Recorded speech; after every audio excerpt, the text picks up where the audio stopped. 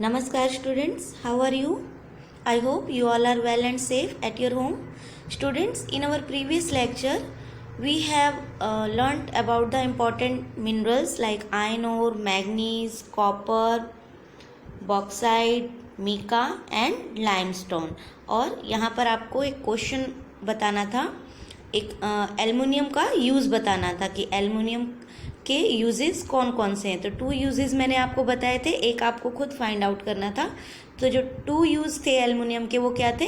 For making utensils and wires, और एक और जो है वो क्या है? For making aeroplane. एल्युमिनियम को एरोप्लेन बनाने के लिए भी यूज़ किया जाता है। And we obtained aluminium from bauxite. Okay, and after then एक क्वेश्चन और था लाइमस्टोन का। You have to find out that name 2 varieties of cement. तो सीमेंट की जो 2 वेराइटीज़ हैं वो कौन कौन सी है स्टूडेंट्स? बहुत सारी वेराइटीज़ हैं वैसे तो, लेकिन आपको 2 वेराइटीज़ लिखनी थी। तो आपको यहाँ पर इस जगह पर 2 वेराइटीज़ लिखनी है। अगर यहाँ पर प्लेस पूरा ना मिले आपको तो आप अपनी नोटबुक में लिख सकते हैं इसे। तो 2 वेराइटीज़ कौन सी हैं? एक तो ordinary Portland cement. Ordinary Portland cement को OPC भी कहा जाता है, और दूसरा क्विक सेटिंग सीमेंट। जो ऑर्डिनरी पोर्टलैंड सीमेंट होता है हमारा, यानी कि OPC,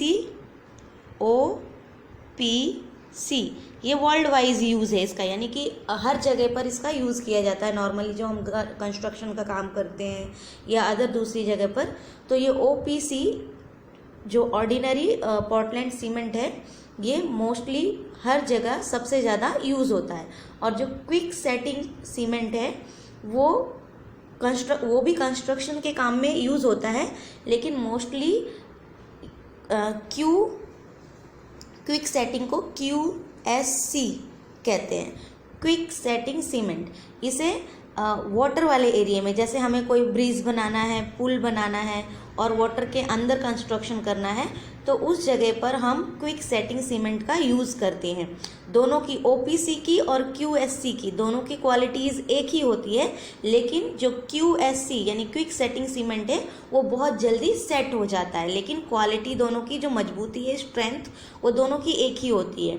तो जो क्विक सेटिंग सीमेंट है वो जब हम वाटर के अंदर कोई कंस्ट्रक्शन कर रहे होते हैं या फिर किसी कोल्ड एरिया में या रेनी वेदर के टाइम पे कंस्ट्रक्शन करते हैं, तब हम क्विक सेटिंग सीमेंट का यूज़ करते हैं। अदरवाइज हम OPC यानी कि ऑर्डिनरी पोर्टलैंड सीमेंट का यूज़ करते हैं। ये क्वेश्चन मैं आपको बाद में जब एक्सरसाइज के क्वेश्चन करेंगे तब ये एक्स्ट्रा एक क्वेश्चन आपकी नोटबुक में मैं लिखवा दूंगी, तो आपके पास ये सेफ रहेगा आगे लर्न करने के लिए। Okay, now we will read about the energy resources और फ्यूल मिनरल्स। जो हमारे कोल, पेट्रोलियम और नेचुरल गैसेस हैं वो हमारे कैसे मिनरल्स हैं? फ्यूल मिनरल्स हैं, और इन्हें एनर्जी रिसोर्सेज भी कहा जाता है।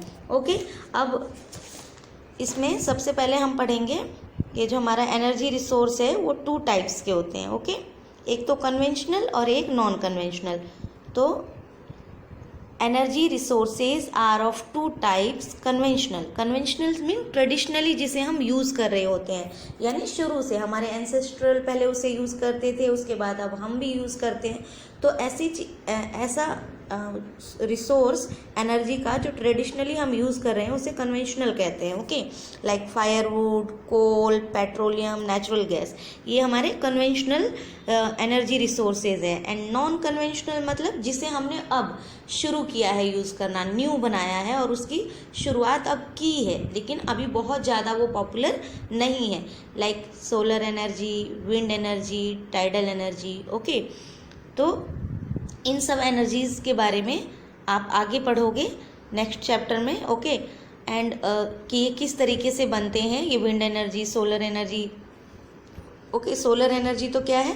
जो हमें सन की लाइट से बनती है, और विंड एनर्जी जो विंड की पावर होती है उससे जनरेट की जाती है, और टाइडल एनर्जी जो बहुत बड़ी वेव्स होती हैं सी और ओशंस के अंदर वाटर की, उसके थ्रू इन्हें जनरेट किया जाता है, बनाया जाता है। Okay, and in this chapter we will study only about the conventional energy of और फ्यूल मिनरल्स। तो जो इस चैप्टर में और इस क्लास में आपका टॉपिक है वो सिर्फ क्या है? Conventional energy. कन्वेंशनल यानी कि जो हमारे ट्रेडिशनल एनर्जी रिसोर्सेज हैं लाइक फायरवुड, कोल, पेट्रोलियम और natural gases. Okay, so next page is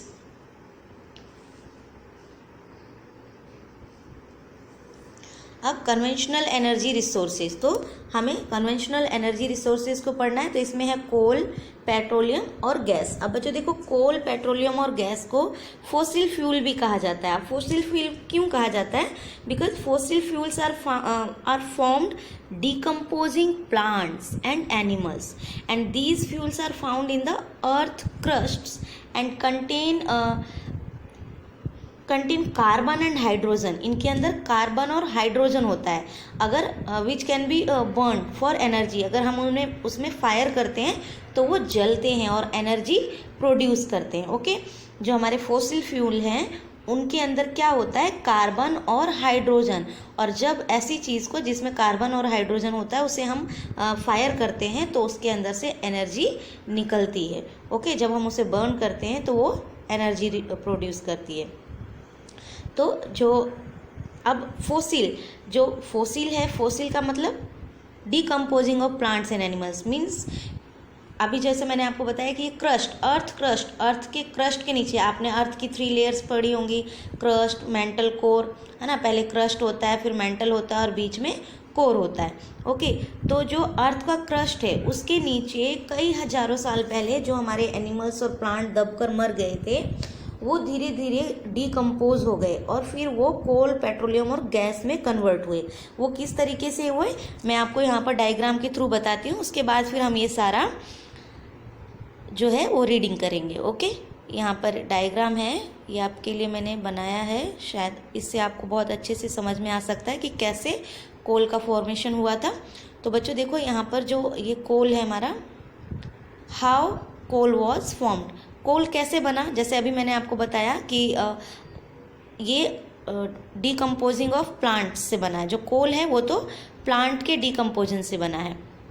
ठीक है, देखो यहाँ पर फर्स्ट डायग्राम में क्या है, बहुत सारे प्लांट्स ग्रो हैं अर्थ के ऊपर। ओके, और ये कितने 300 मिलियंस ईयर एगो की बात है। ओके, फिर दूसरे में क्या है, वाटर 100 मिलियंस ईयर्स एगो। पर अब जो ये फर्स्ट डायग्राम में है, फर्स्ट डायग्राम में उसके अंदर क्या बता रहा है, बिफोर द डायनासोर्स, यानी कि डायनासोर्स से पहले की बात है। Many giant plants died in swamp, और अर्थ के ऊपर डायनासोर से भी पहले, जब डायनासोर इस अर्थ पे थे उससे भी पहले की बात है, बहुत बड़े, जेंट का मतलब बहुत विशाल, बहुत बड़े बड़े प्लांट्स इस अर्थ पर थे, जो कि एक बहुत बड़े अर्थक्वेक और जो स्वाम्प यानी कि वाटर के साथ तूफान आना, सब कुछ दब जाना, उसके साथ अर्थ के अंदर दब गया। और फिर क्या हुआ, 100 मिलियंस ईयर्स एगो। फिर देखो इस डायग्राम में क्या हुआ, जो डेड ये प्लांट थे ये डेड हो गए, ये प्लांट यहाँ नीचे आ गए, इस प्लांट्स के ऊपर डर्ट आ गया, यानी कि धूल मिट्टी जमा हो गई, और यहाँ ऊपर पानी इकट्ठा हो गया, है ना। तो 100 मिलियंस ईयर्स तक ये कंडीशन रही। 300 मिलियंस एगो ऐसा था, फिर बहुत बड़ा स्वाम्प यानी कि पानी और तूफान साथ में एक साथ आया और सारे प्लांट्स, पेड़ पौधे टूट कर दब गए, नीचे डस्ट में दब गए और ऊपर पानी आ गया, और 100 मिलियन ईयर्स तक इस तरीके से वो रहे। फिर उसके बाद क्या हुआ, over millions of years the plants were buried.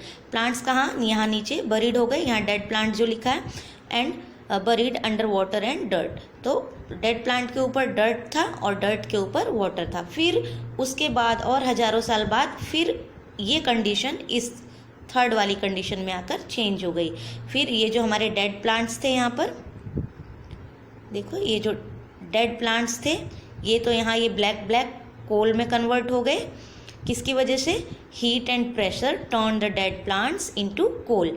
अब हीट और प्रेशर किस तरीके से अर्थ के अंदर किसी चीज़ को कन्वर्ट करते हैं बच्चों, ये आप जब हायर स्टैंडर्ड में जाओगे तब ज्योग्राफी के अंदर पढ़ोगे।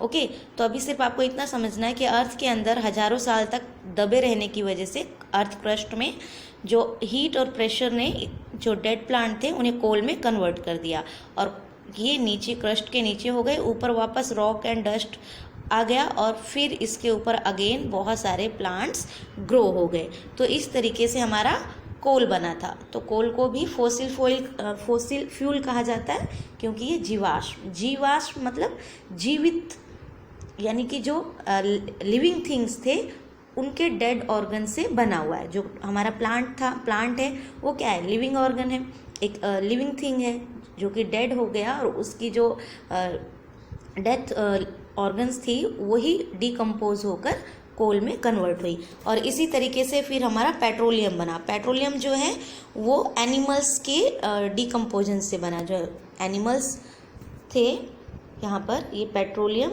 एंड नेचुरल गैस फॉर्मेशन ये किस तरीके से हुआ, ये देखो यहाँ पे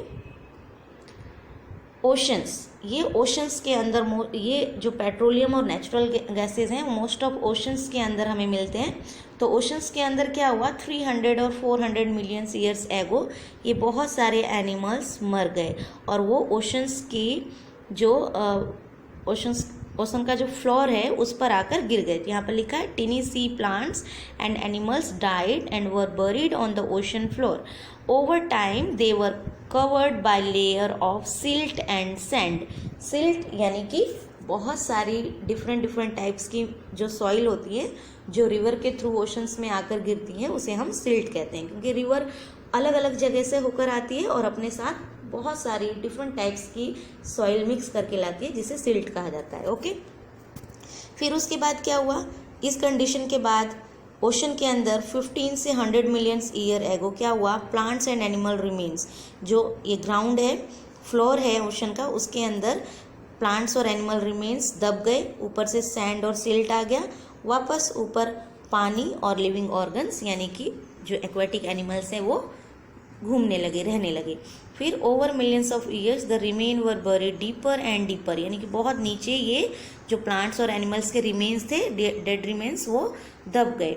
और फिर the enormous heat and pressure turn them into oil and gases, और ओशंस के अंदर जो हीट और प्रेशर लगा उसकी वजह से ये प्लांट और एनिमल्स के रिमेन्स पेट्रोलियम और गैस, पेट्रोलियम यानी कि ऑयल और गैस में कन्वर्ट हो गए। फिर इस थर्ड पिक्चर में क्या है, ये प्रेजेंट टाइम को दिखा रहा है। टुडे वी ड्रिल, अब हमें ओशंस के अंदर से अगर पेट्रोलियम निकालना होता है तो कैसे निकालते हैं। पेट्रोलियम और नेचुरल गैस हमें लगभग एक ही जगह से मिल जाती है बच्चों, जहाँ जिस जगह से हमें ऑयल मिलता है वहीं से प्रोबेबली हमें नेचुरल गैस भी मिलता है, क्योंकि वहाँ पर कुछ एयर भी बनी हुई होती है जो कि गैस का काम करती है। तो किस तरीके से पेट्रोलियम और गैस दोनों एक जगह हमें मिलते हैं ये आप आगे के हायर स्टैंडर्ड में पढ़ोगे। यहाँ पर थर्ड पिक्चर में जो है ये आपको ये बता रहा है कि किस तरीके से आज हम ओशंस के अंदर से जो पेट्रोलियम और नेचुरल गैस को निकालते हैं। तो ये यहाँ पर ड्रिल किया गया, जैसे हम हैंड पंप लगाकर और पानी निकालते हैं ना, अंडरग्राउंड वाटर निकालते हैं, उसी तरीके से यहाँ पर ओशंस के अंदर यहाँ ग्राउंड में ऊपर से ड्रिल किया जाता है यहाँ तक, पूरे उसके ग्राउंड तक जहाँ पर पेट्रोलियम और गैसेज हैं। Today we drill down through layer of sand, silt, rock to reach the rock formation that contain oil and gas deposits। यानी कि ओशंस के अंदर ड्रिल करके रॉक, सैंड, सिल्ट और रॉक के अंदर से ड्रिल करते हुए उस लेयर तक पहुंचते हैं जहां पर पेट्रोलियम और गैस डिपॉजिट है यानी इकट्ठे हैं, और फिर वहां से हम इन्हें ड्रिल के थ्रू बाहर निकालते हैं। ओके स्टूडेंट, इसके बारे में आप बहुत अच्छे से आगे की बड़ी क्लासेस में पढ़ोगे। तो ये मैंने सिर्फ आपको कि आखिर ये फॉसिल फ्यूल क्यों हैं, किस तरीके से डेड प्लांट्स और एनिमल्स मर गए थे और किस तरीके से ये एनर्जी मिनरल्स में कन्वर्ट हो गए, वो समझाने के लिए ये छोटा सा डायग्राम बनाया है मैंने। आई होप आपको बहुत अच्छे से समझ में आ गया होगा। तो हम आगे का जो हमारा है चैप्टर उसे रीड कर लेते हैं। Okay, so coal, it is common fossil fuel and is used for power generation and for domestic needs। जो कोल है वो हमारा बहुत ही कॉमन फॉसिल फ्यूल है और इसे पावर जनरेशन के लिए यानी इलेक्ट्रिसिटी बनाने के लिए भी और डोमेस्टिक नीड्स यानी घरों में पहले के टाइम पे खाना बनाने के लिए जब गैस नहीं थे तब कोल यूज़ किया जाता था, और बहुत सारे डोमेस्टिक वर्क के लिए भी इन्हें यूज़ किया जाता था ना। Coal has many forms such as anthracite, bituminous, lignite और brown coal and peat. Okay, ये इसके टाइप्स हैं। And where it's found, Jharia, Raniganj, and Bokaro are our important coal field. Jharia, Raniganj and Bokaro जो कि छोटा नागपुर प्लेट्यू के एरियाज़ में आते हैं, ये हमारे इम्पोर्टेंट कोल फील्ड्स हैं, यानी कि भारत के अंदर सबसे ज़्यादा जो कोल है हमें यहीं से मिलता है। Okay, now petroleum is also called mineral oil और क्रूड ऑयल। क्रूड ऑयल यानी कच्चा तेल जो अभी हमने अर्थ से निकाला है। ओके, एंड इट प्रोवाइड्स, अर्थ से निकाला क्यों बच्चों, देखो ओशंस जो है, ओशंस के नीचे जो फ्लोर है वो भी क्या है, अर्थ का ही एक पार्ट है, क्योंकि ओशन अर्थ के ऊपर है, ओशंस के नीचे भी हमारे अर्थ का सरफेस है एक। ओके, तो जो हमारा ये है, it provides fuel for heat and lighting. Petroleum भी हमारे लिए क्या प्रोवाइड करता है, फ्यूल, किस लिए, हीट और लाइटिंग के लिए। पेट्रोलियम की वजह से ही हमारे जो व्हीकल्स हैं वो मूव करते हैं, as well as a raw material more than 60% of its production. और पेट्रोलियम के जो भी रॉ मटेरियल्स हैं वो क्या है, यहाँ पर is from the Mumbai high region. अब वो पेट्रोलियम जो हमारा है as well as a raw material, more than 60% of its production is from the Mumbai high region. Mumbai में एक एरिया है मुंबई हाई रीजन, वहाँ 60% प्रोडक्शन इसका होता है। And Assam is the oldest oil producing state of India, और इंडिया के अंदर आसाम जो है सबसे पुराना ऑयल प्रोड्यूसिंग स्टेट है। And oil is refined in an oil refinery. हमारे जामनगर जो है ऑयल रिफाइनरी के लिए फेमस है गुजरात के अंदर, वहाँ पर बहुत सारी ऑयल रिफाइनरीज हैं। ओके, तो इस तरीके से पेट्रोलियम भी हमारे लिए जो है एनर्जी रिसोर्स है और हीट और लाइटिंग प्रोड्यूस करता है। Now find out what and where is Mumbai highway. अब आपको ये फाइंड आउट करना है वेयर, जो मुंबई हाई रीजन है वो क्या है और कहाँ है। तो ये आपको मैं इस मैप के साथ समझाऊंगी नेक्स्ट वीडियो में, जो लास्ट वीडियो होगा उसके अंदर ये मैप करेंगे कोल फील्ड एरियाज मैप के ऊपर, तब मैं आपको ये भी समझाऊंगी। Okay, now natural gas, it is considered as environment friendly fuel and is used both as an energy fuel and raw material. Generally it is found with petroleum. Okay, और मैंने जैसा आपको बताया था कि जनरली यानी कि जो नेचुरल गैस है वो पेट्रोलियम के साथ ही मिलता है। Natural gas is transported through pipelines. अब बच्चों देखो, नेचुरल गैस जो है वो पेट्रोलियम के साथ ही मिलता है, लेकिन इसे इको फ्रेंडली कहा जाता है। क्यों एनवायरनमेंट का फ्रेंड कहा जाता है? क्योंकि एक ऐसा हमारा फ्यूल है जो जलने पर स्मोक नहीं देता। जो हमारे कोल और पेट्रोलियम हैं, पेट्रोलियम प्रोडक्ट्स हैं, वो जब जलते हैं तो उनके अंदर से स्मोक निकलता है जो कि हमारे एनवायरनमेंट को पॉल्यूट करता है। लेकिन जो नेचुरल गैस है वो जलने पर स्मोक प्रोड्यूस नहीं करता, इसलिए इसे इको फ्रेंडली कहा जाता है। It is found with petroleum, और ये पेट्रोलियम के साथ ही मिलता है। जिस जगह पर हमें पेट्रोलियम ऑयल मिलते हैं उसी जगह पर ये नेचुरल गैसेस भी मिलते हैं। नेचुरल गैस को किस तरीके से ट्रांसपोर्ट किया जाता है? पाइपलाइंस के थ्रू। ओके, अब देखो what is CNG and what do you use in your car या स्कूटर? पेट्रोलियम और CNG। अब CNG क्या है?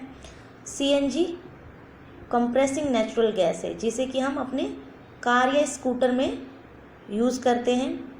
ओके, और साथ ही साथ उसमें पेट्रोलियम भी हमारे व्हीकल्स में आजकल CNG गैसेस भी यूज़ होती हैं, और हमारे कुछ व्हीकल्स पेट्रोलियम से भी चलते हैं। तो ये क्वेश्चन कह रहा है कि व्हाट इज़ CNG? CNG क्या है? कंप्रेस्ड नेचुरल गैस, जो कि व्हीकल्स में यूज़ होती हैं। और अब आपसे क्वेश्चन पूछा गया है कि आप अपने व्हीकल में क्या यूज़ करते हो, CNG यूज़ करते हो या पेट्रोलियम? तो it is depend on your vehicle कि आपके पास कैसा व्हीकल है, CNG गैस वाला व्हीकल है या फिर पेट्रोलियम वाला। ओके, अब यहाँ पर देखो HVJ pipeline is 1700 kilometer long gas pipelines that links Mumbai High with industrial complexes in western and northern India। जो मुंबई हाई का रीज़न है जहाँ पर पेट्रोलियम प्रोडक्शन होता है 60%, वहाँ से 1700 किलोमीटर लॉन्ग HVJ यानी कि ये जो गैस की पाइपलाइन से वो जा रही हैं, कहाँ पर? वेस्टर्न और नॉर्थ इंडिया में।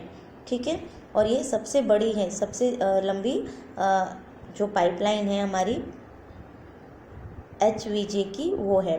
Now the here is conservation of energy resources. अब हमें एनर्जी रिसोर्सेज को बचाना क्यों चाहिए, कंजर्वेशन मीन्स उनका बचाव क्यों करना चाहिए, बचा के उन्हें क्यों रखना चाहिए, और थोड़ा थोड़ा यानी बहुत सोच समझ के यूज़ करने की ज़रूरत क्यों है। Our economic development depends upon energy. देखो बच्चों, हमारी इकोनॉमी, जो हमारे देश की अर्थव्यवस्था होती है, ये किस पे डिपेंड करती है, एनर्जी रिसोर्सेज पे। क्यों? क्योंकि एनर्जी के बिना ना तो हमारी कोई मशीनरी चल पाएगी, ना व्हीकल चलेगा, ना हमारे पास इलेक्ट्रिसिटी होगी, ना हम अदर हाउस होल्ड वर्क भी नहीं कर सकते, क्योंकि हर जगह हमें एनर्जी चाहिए, चाहे वो हाउस होल्ड वर्क हो या फिर इंडस्ट्रियल एरिया हो या फिर व्हीकल्स के लिए हो, हर जगह हमें एनर्जी चाहिए। लेकिन अगर हमारे एनर्जी रिसोर्स ही नहीं होंगे तो हमारे लिए डेवलप करना बहुत मुश्किल हो जाएगा। So energy is needed in agriculture sector, industrial sector and transport also. We have limited resources, so we must help the nation by becoming good and judicious citizen and make an effort to conserve our resources। अब देखो जो हमारे resource हैं बच्चों, वो बहुत ही कम है। जो हमारे कोल और पेट्रोलियम और नेचुरल गैसेज हैं वो बहुत कम रह गए हैं। इवन यहाँ तक कहा जाता है कि अब वो इतने कम हो चुके हैं, क्योंकि ये क्या है, इन्हें बनने में 300 मिलियन जैसा टाइम लगा, बहुत टाइम लगा बनने की प्रोसेस इनकी बहुत कम है। ये क्या है, एक पिगी बैंक, जैसे आपका पिगी बैंक होता है, आप उसके अंदर कंटिन्यू अगर कॉइन्स डालते हैं तो वो भरता जाता है, लेकिन अगर जब वो भर गया और फिर आपने उसमें से एक बार निकालना शुरू किया, अगर आप सिर्फ निकाल रहे हो, उसके अंदर डाल नहीं रहे हो, तो एक दिन तो वो पिगी बैंक खाली हो जाएगा ना, कुछ नहीं बचेगा। तो उसी तरीके से हमारे ये जो कन्वेंशनल एनर्जी रिसोर्सेज हैं वो धीरे धीरे खाली होने लग गए हैं, क्योंकि उनके बनने का प्रोसेस तो बहुत स्लो है।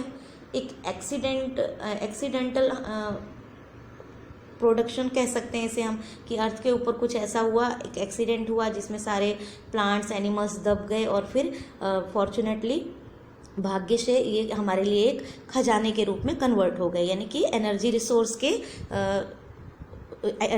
रिसोर्स में ये कन्वर्ट हो गए, जिसे हम अब यूज़ कर रहे हैं। लेकिन अब धीरे धीरे यूज़ करते करते हमारे रिसोर्स खत्म हो गए हैं, और ये इतने कम हो गए हैं कि अगर हम इन्हें इसी तरीके से यूज़ करते रहेंगे ना तो 50 से 100 ईयर्स तक ही मुश्किल से चलेंगे। और बहुत वाइडली, बहुत सोच समझकर अगर हम इन्हें यूज़ करते हैं तो ये ज़्यादा से ज़्यादा 200 से 300 ईयर्स तक चलेंगे। अदर उसके बाद फिर ये एक दिन ख़त्म ही हो जाएंगे। फिर जो हमारी आने वाली जनरेशन होगी उनके लिए तो कुछ बचेगा ही नहीं, है ना। जैसे आप आज पढ़ रहे हो कि डायनासोर कभी इस अर्थ पर थे, हम क्या बुक्स के अंदर पढ़ रहे हैं, हमने डायनासोर को नहीं देखा। तो वैसे ही जो हमारी न्यू जनरेशन होगी वो सिर्फ बुक्स में पढ़ेगी कि कभी हमारे अर्थ पर पेट्रोलियम, गैस और कोल जैसे एनर्जी रिसोर्स थे जिन्हें हमारे एंसेस्ट्रल यूज़ करते थे, लेकिन हमारे लिए उन्होंने कुछ नहीं बचाया, हम उसे देख भी नहीं सकते। तो जैसे हमारे पेरेंट्स हमारे लिए कुछ बचा कर रखते हैं, हमारे एंसेस्ट्रल की एक जनरेशन दूसरी जनरेशन को कुछ देकर जाए, वैसे ही एक अच्छे सिटीज़न, एक अच्छे ह्यूमन बींग्स का एक काम होता है कि वो अपनी आने वाली न्यू जनरेशन के लिए भी ये जो अर्थ पर जितनी भी चीज़ें हैं वो एक लेगेसी है जिसे हमें आने वाली जनरेशन को देकर जाना है। तो उसके लिए हमें इसे बचाना होगा, और साथ ही साथ अपने फ्यूचर के लिए भी। अगर हम इन्हें अच्छे से यूज़ नहीं करेंगे तो हमारा फ्यूचर भी खतरे में होगा, और साथ ही साथ हमारे आने वाली जनरेशन का भी। तो हमारे एनर्जी रिसोर्स बहुत ही ज़्यादा बहुत कम हैं और धीरे धीरे ख़त्म होने लग गए हैं, इसलिए हमें इन्हें कंजर्व करने की ज़रूरत है। बहुत ही वाइजली हमें इसे यूज़ करना है। वाइजली यानी बहुत सोच समझकर, बहुत बुद्धिमानी से इनका यूज़ करना है। तो अब यूज़ करने के लिए क्योंकि ये रिसोर्स बनने में बहुत टाइम लेते हैं, इसीलिए हमने नॉन कन्वेंशनल एनर्जी रिसोर्स ढूंढा है, जिसमें solar energy, wind energy, tidal energy आते हैं, जिनके बारे में आप आपके नेक्स्ट क्लासेस में पढ़ोगे। लेकिन अभी तक जो हमारे नॉन कन्वेंशनल रिसोर्सेज हैं वो बहुत ज़्यादा डेवलप नहीं हो पाए हैं, इसलिए ये बहुत ज़रूरी है कि जब तक हमारे non conventional energy resources develop नहीं हो जाते तब तक हम अपने कन्वेंशनल एनर्जी रिसोर्सेज को बचाकर यूज़ करें। Okay students, so I hope ये चैप्टर आपको बहुत अच्छे से समझ में आया होगा, और हमें एनर्जी रिसोर्सेज को क्यों बचा कर रखना है ये भी आपको समझ में आया होगा। तो बच्चों, इस चैप्टर को आपको बहुत अच्छे से पढ़ना है। मैंने पहले भी आपको बताया है कि ये 10th तक तो कंपलसरी आपको पढ़ने के लिए आएंगे ही। ये बेसिक थिंग है जो आपने अभी पढ़ा है, और धीरे धीरे इसमें ही और ज़्यादा चीज़ें जुड़ती चली जाएंगी जैसे जैसे आपके क्लास का लेवल बढ़ेगा। ओके स्टूडेंट, तो इसे बहुत अच्छे से करना है। Now our chapter is completed. In our next lecture we will do the question and answer, MCQs and also map activity. Okay student, now take care, bye.